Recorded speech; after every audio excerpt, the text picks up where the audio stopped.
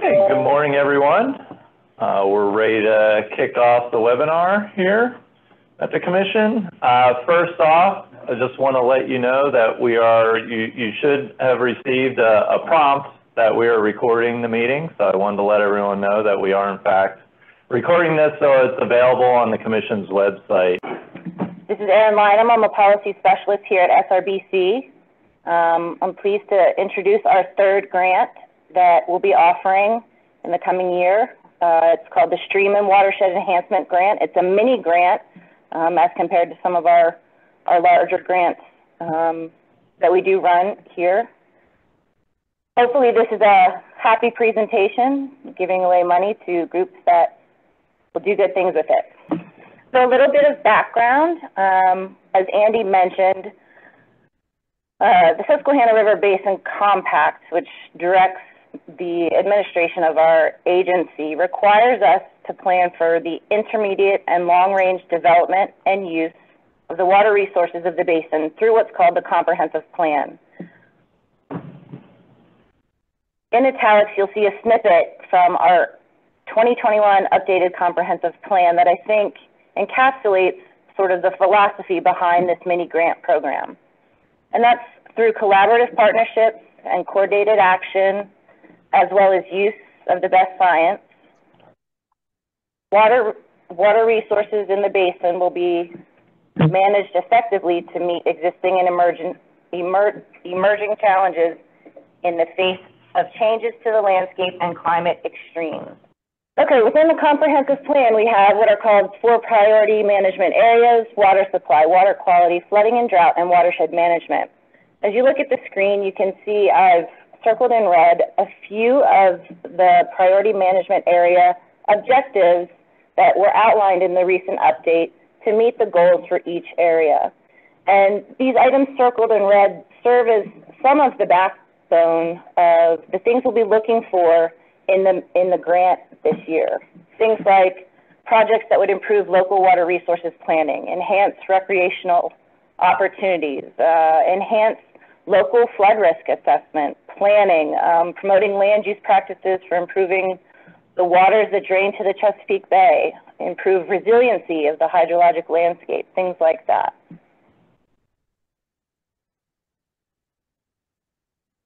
The grant itself. The grant program offers funding for community-based environmental and water resources projects or events that improve, restore, or protect our local watersheds in keeping with the goals and objectives provided in the comprehensive plan, as you saw on the previous screen. We're capping individual grant awards at $5,000 for this mini grant, and the total grant fund as of now is around $150,000.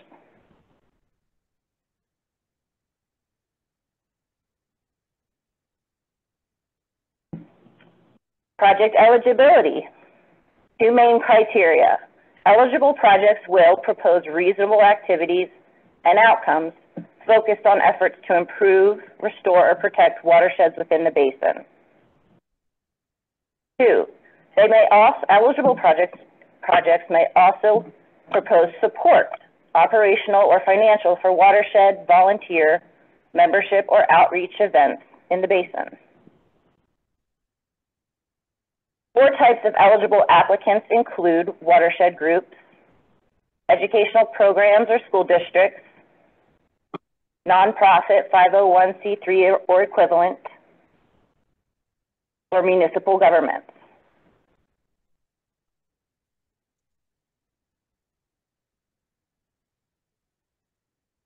Let's talk about example projects. This is not an exhaustive list, but we did try to put together a list that embraces a variety of opportunities for projects we think make sense for the basin and that we think make sense for the eligible applicants for this mini grant. So I'll walk through the list. An example project begins with watershed education, outreach or support, either operational or financial, watershed strategic planning or facilitation of planning efforts, voluntary or citizen water quality monitoring support, in-stream and stream-side debris management and collection, water-based recreation opportunities, and climate change resiliency projects, under which we've listed some examples: riparian buffer restoration or enhancement, stream or wetland restoration or protection, tree plantings on cleared or impacted lands, rain gardens, community gardens to reduce impervious surface and promote infiltration.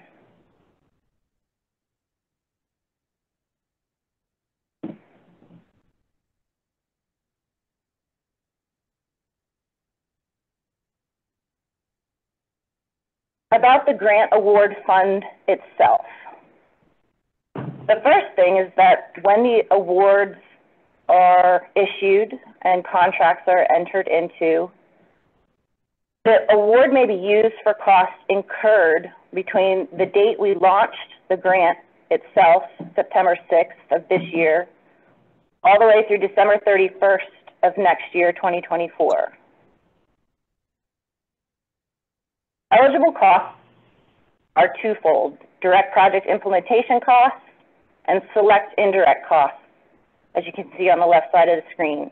Things like contracting services, expansion of partnerships, equipment rentals or purchase, food purchasing for volunteer or outdoor events. Ineligible costs are, there's a standard list in all our grants, but things like routine regulatory obligations, land development, lobbying, litigation, illegal activities or substances, costs associated with personal expenses of board members or officers and staff, application preparation fees, and other costs incurred prior to the award of grant funds.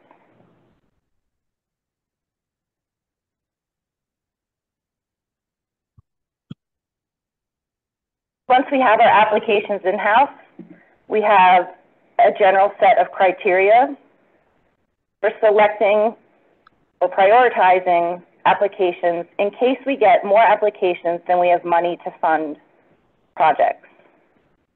We'll have to have criteria that our review team uses to evaluate applications as outlined on this screen. We're looking for a project summary that includes a purpose, the goals for the watershed, the projected watershed enhancement, and the project design or effort. We'll look to see if there are collaborative efforts or initiatives with local partners, either operational or financial, where appropriate. Is there promotion of community engagement? We'll be looking for a reasonable and cost-efficient budget. And does a project provide outreach or involvement in underserved communities or environmental justice areas?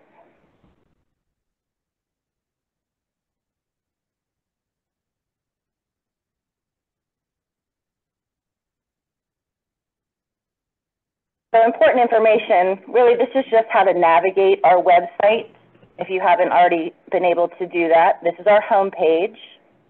If you want to find the grant itself, you click on Our Work and scroll down to Grants.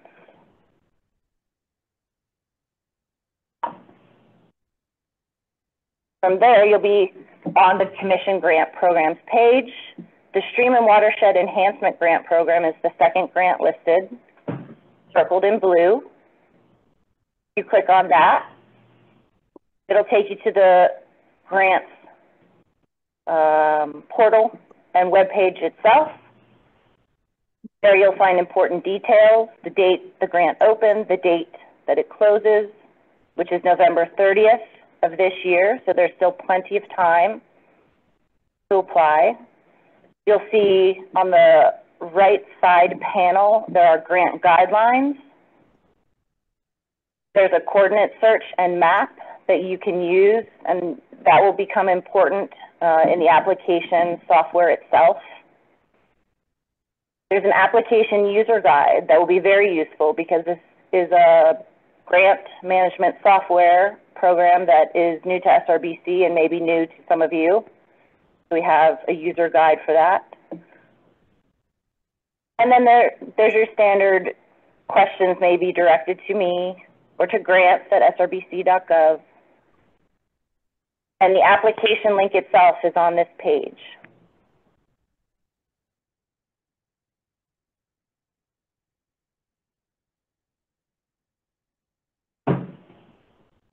In summary, as I've stated, the grant opened September 6th of this year. It closes November 30th of this year. The individual grant award cap is $5,000. The total grant fund is about $150,000. And award funds must be used by December 31st of 2024. I'm the person administering this grant, so you can always contact me. The questions, generally, we would like to have submitted to grants@srbc.gov so that we can make sure that if we're getting repeat questions, we can put together an FAQ on the webpage so that people aren't having to ask questions that other people are asking questions to. We can provide a general answer for everything. The grant website is listed there.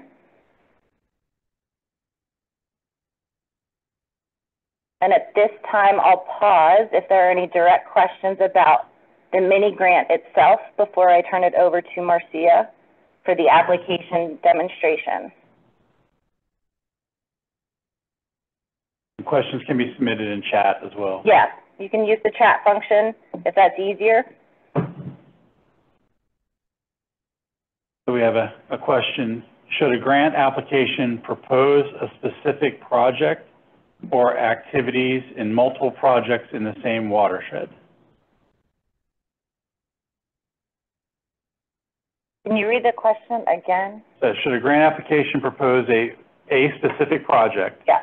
Or for activities in multiple projects in the same watershed? Oh, I would say it could do either of those things. Neither of those would be exclusionary ways to apply. But the criteria for applying are written fairly broadly in the grant guidelines. So either pathway would be fine for your purposes. I would say choose which format of applying makes the most sense for your watershed.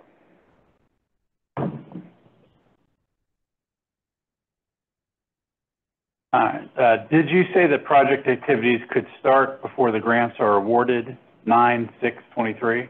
Yes, I did. So when the grants are awarded, there will be a contract that becomes executed between SRBC and the awardee. And within that contract, you'll see that the funds can be used for projects or events, whatever the grant was awarded for, from the date the grant opened. So yes, September 6th, 2023, all the way through December 31st of 2024. All right. Maybe switch over to Marcia. You can still type in questions in the chat, but we'll let Marcia go over Amplifund. Good morning. I'm Marcia Hutchinson. I'm the Commission's Director of Administration and Resource and Director of Administration of Finance. And as Aaron mentioned, I'm going to be doing a walkthrough of Amplifund, which is a grant management and application software that the Commission has been using for about 6 months now, and we're using it to facilitate your preparation and submission of applications for this grant program. So as Aaron said, if you go to our website and navigate to the grant page through Our Work Grants and select the Stream and Watershed Enhancement Grant, you'll get to this page that I'm showing now. Aaron pointed out that we do have some reference documents for you there, and also, as she mentioned, there is an application user guide that will provide you with all of the information that I'm going to be showing you over the next few minutes. So if you are ready to initiate your grant application, you can go to this page and simply click on the grant application and hit the apply button. And then you will have to set up a login for yourself and register your organization. And once you do that, then you can just go back to the page and log in whenever you're ready to continue to work on your application. Once you've started an application, you'll see that I hit that apply button again, and it took me to the test application that I already started, so that I could show you how the system works this morning. This is the kind of the home page for the application itself. So there is information in here about the opportunity, examples of projects, eligible organizations, a lot of the things that Erin just went over this morning during her slideshow. Up here at the top, you'll see that there is a bar across the top. This is the navigation bar for the software, and it will help you navigate through the application and move from one section to another. Once you've initiated your application and set up your login, you will be asked to accept Amplifund's terms and conditions. So I'm just warning you that that's kind of an extensive document that you'll have to read through and agree to. Then you'll get into the application itself, and the first section of the application is project information. You'll be asked to name your application, so I would suggest that you put something in the name of your application that has to do with your project and with the watershed that you are working in. You'll also be asked to input the amount of funding that you are looking for, and this number will be used later on in the application to tie to your budget submission. Those numbers do have to equal. So this should be the total amount of funding that you're looking to be awarded through our grant program. Then you'll be asked to input some primary contact information for us to use if we have any questions or need to reach out to you about your application once it's submitted. And at the bottom of each of the sections of the application, you'll have three choices of what to do before you move on. So you can simply hit the save button, and it will save all of the information that you've put into this page in the application. You can hit save and continue, and the software will take you to the next section of the application. Or if you're done with this part of the application, you can hit mark as complete. But I do just want to say that even if you mark something as complete, you can come back and make changes to that section and resave it. So it doesn't mean that you can't edit it later on, but this does indicate to the software that you are finished with that section of the application. So I'm going to hit save and continue to show you how that works, and you'll see that it took us to the next part up here on the navigation bar, which is the application forms. We have 5 forms that you're required to complete for your application, as well as the budget. And each of those sections is listed here by name. So you can open each section of the application simply by clicking on the name. In the center, you'll see the status of each part of your application. And I have started to fill some things in, so you'll see that we have different statuses. And you can also always choose to print a section of the application or download your application by clicking on the download button. I do also want to mention that it is important for you to save even if you aren't finished with a section of your application, because after about 15 minutes, Amplifund will give you a timeout message, and if you aren't at your computer, aren't there to tell it not to exit you from the software, it will kick you out and you'll lose anything that hasn't been saved. So save your application often as you're working through it. Let's go back to the status column here for your application form. So you'll see we have different things in different types of statuses. A complete obviously means that I've hit that mark as complete section in this part of the application, and so that is ready to be submitted. We have 2 sections that are in progress, which means that there are some things that were put in there, but not all of the components of that form were complete. And then there are 2 sections that are showing as new that have not been started. I'm going to open up the project information section of the application, again, by clicking on the name. And I want to just walk you through some of the fields that you'll see in the application. So some parts of the application are required to be completed and some are optional. Any field that is a required field will be marked with an asterisk next to the name of the field. So those must be completed before you can submit your application. If you see that there's a number underneath the field, it means that there is a character restriction. That will tell you how many characters can be typed into that field. So you'll see if I go and I start to type again, the number changes, and it will go down as you put characters in the field until you get to 0, and then it won't allow you to do any more input. We are asking you to provide us with the location of your project using lat long. If you don't know what your lat long coordinates are, you can click on the link here and it will take you to the SRBC portal, which will help you look up the coordinates for your project using our mapping. Here's an example of a field that is not required. It doesn't have an asterisk, but we are asking for you to provide us with the address of your project if that is applicable. Another type of field is a field that will have a drop-down list for you to select from. So it'll say select an item. If you click on the down arrow, it'll give you the different options to select from. So you just click on those and it'll automatically fill that field for you. Some fields have a format that we're requesting you complete the field with. So in this case, a zip code would be 5 digits, a hyphen, and 4 digits.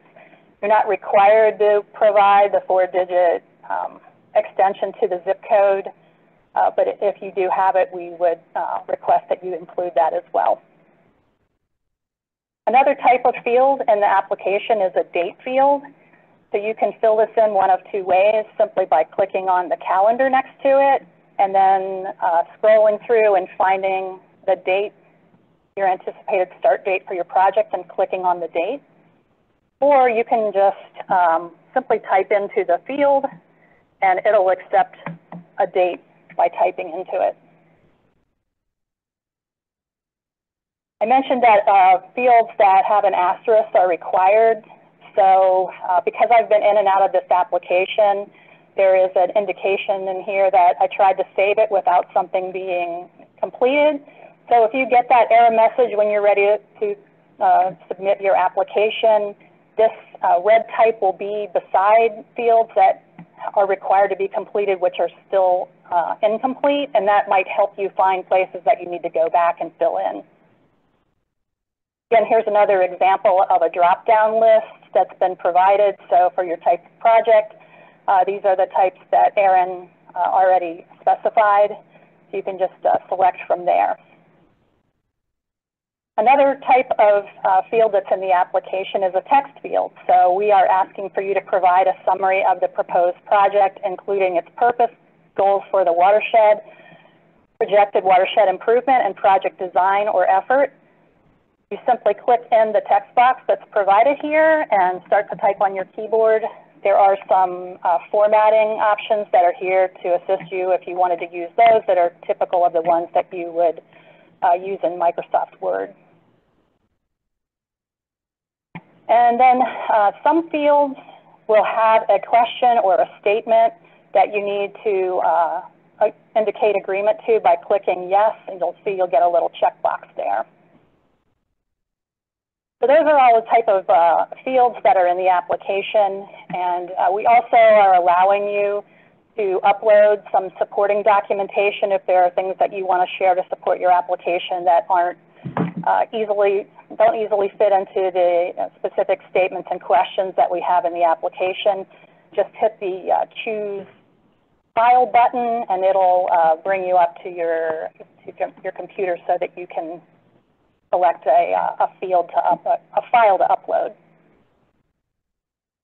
Aaron also mentioned that we were interested in knowing whether your project was in an environmental justice area. If you don't know whether it is or not, we did include again, a link to our website, which will provide you with information about whether your project is in an environmental justice area or not. So then you can just click yes or no, depending on what the answer is to that question. Again, I put some things in here, but I'm not finished with it, so I'm going to hit save and continue. And it will take me to the next section of the application. Let's just go back here again.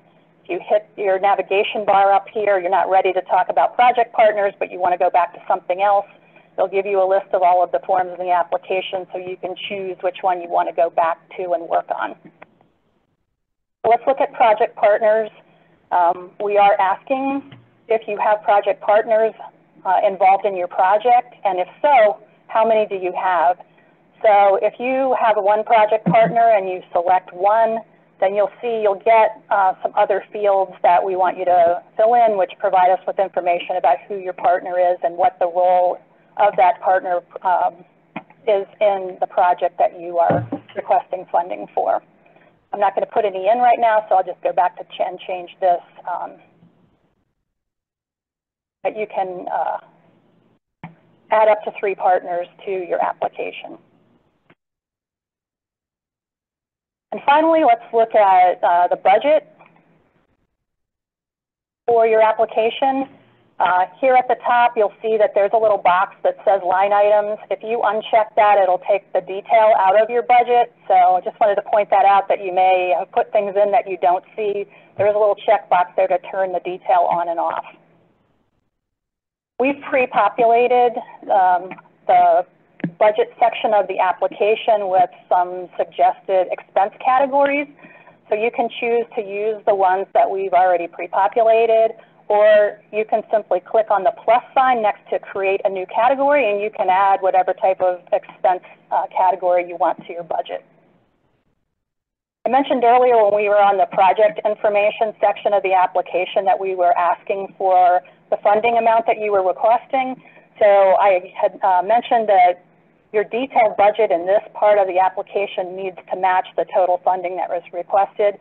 We put in $5,000 into our project information box on that open screen, but our expense budget only includes $2,500 of expenses right now, so we do have a difference, and so I've got a little error message here that's telling me that the total overall budget has to be 0.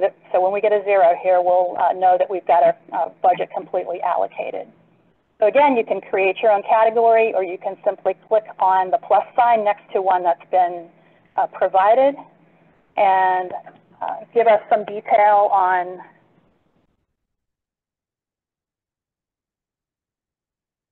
I can't talk and type at the same time. Give us some detail on the type of expense that you're including. And then you can add some narrative if there's more that you want to provide about what the expense is covering, and then hit create, and this will be added to your budget. So now we've got a total overall budget cost of 0, which means that our details on our budget match the funding that we requested in our project information.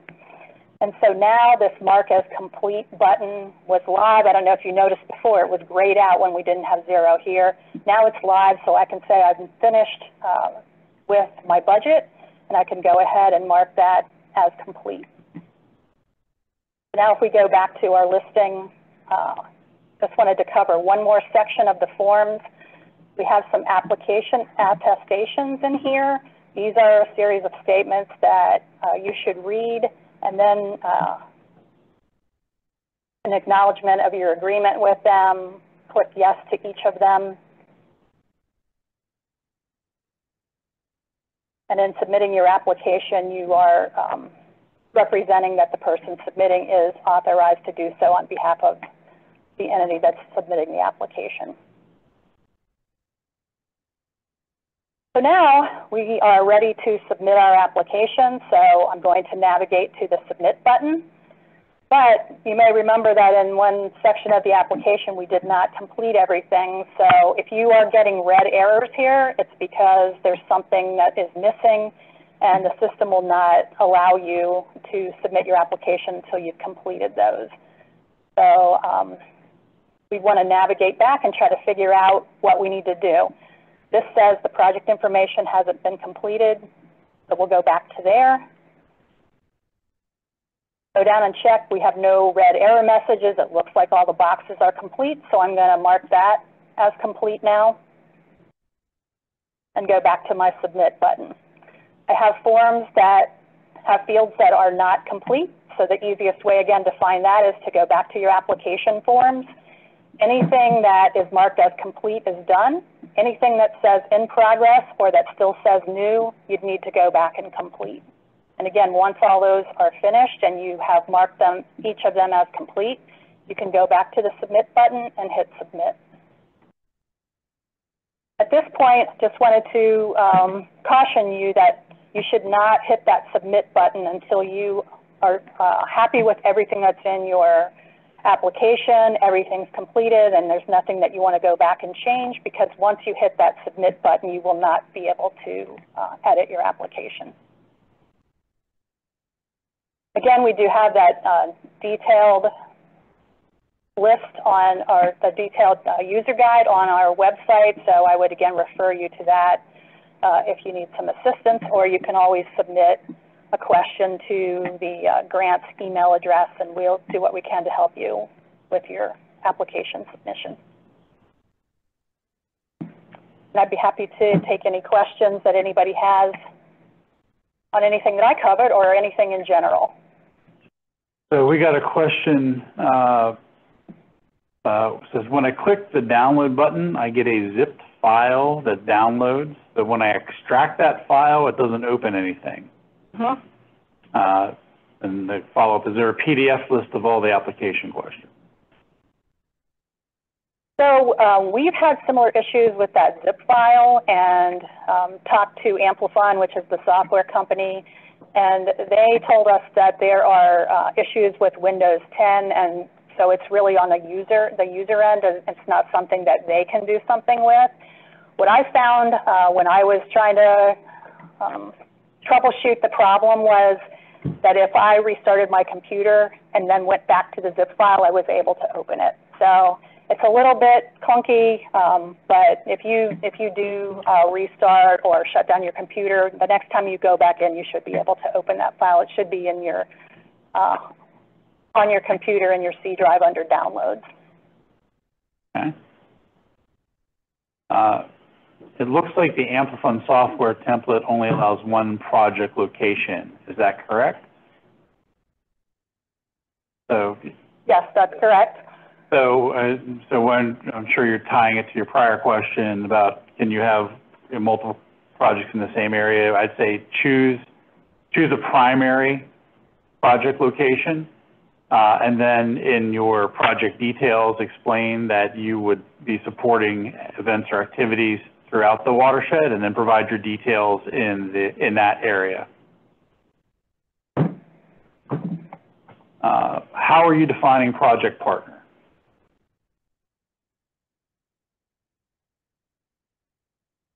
I think we don't have a firm definition. I think it's certainly if you are joining with another organization to support an activity, maybe they're even supplying operational or financial support, we would want to know that would be a project partner. You may be, or if you're organizing, for example, a stream cleanup, maybe you are partnering with the local municipality because they will provide the trash pickup. So those are, entities outside your organization that are supporting the project or event that you're asking funding for. Must the budget zero out, or can the total cost of the project be more than $5,000? I didn't know the answer to that, so I figured, oh, we'll just try it. So the software is not going to allow you to put in costs that are over the maximum funding of $5,000.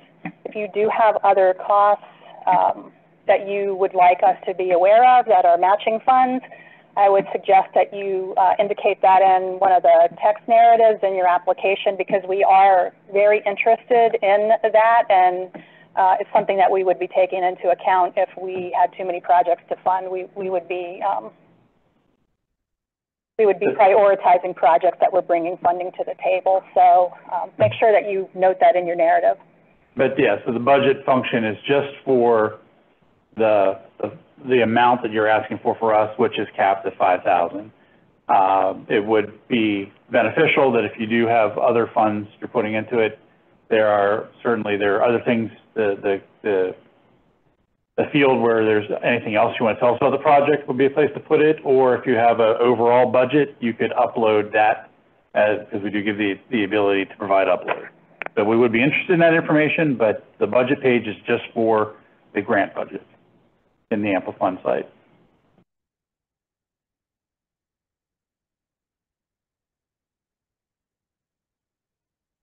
So since I wouldn't be able to submit my budget like this, I didn't talk about these little things, but if you need to go back and edit something, there's a little pencil there that gives you the ability to edit, and there's also a trash can, which is the delete button. Are indirect costs allowed in the budget? Yes, they are. Select indirect costs, and you'll see that in the grant guidelines on the web page for the grant. It will tell you there which indirect costs would be covered. Things like contracting services, equipment rentals, food for volunteer or outreach events. But it is spelled out. You'll find that on the web page. Okay, so no indirect organizational costs. Like, I assume you're asking of overhead? Yeah, there's also a list of ineligible costs, and I would assume what you're referring to as indirect organizational costs would be in the ineligible list. No salaries or personal expenses for directors, staff, anything of that nature.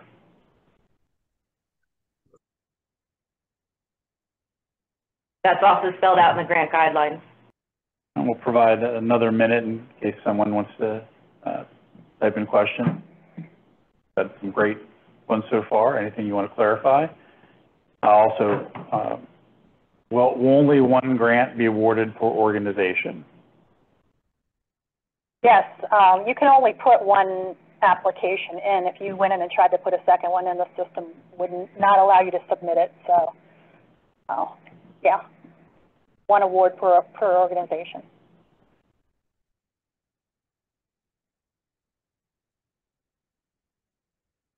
I was going to say, this is not your only chance to ask questions. You may use the grants email that's provided on the website that Aaron talked about, and we will get your question and we'll direct it to the person most likely to be able to answer you. So if it's an Amplifund question, and you'll likely be hearing back from Marcia. If it's a general grant question, you will likely be hearing back from Aaron.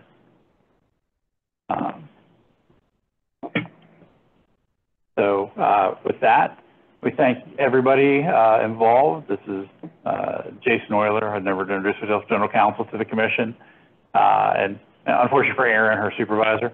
But we really appreciate you taking the time to be here with us, and we're very excited about this grant. As Andy Gavin mentioned at the beginning, we really want this to be successful, and we want to be good partners with you all. And so we're looking forward to everyone here putting in an application, and if you have any issues, feel free to contact us along the way.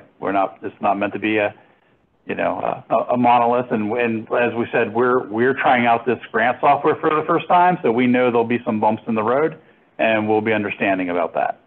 So with that, we appreciate everybody, and thank you so much.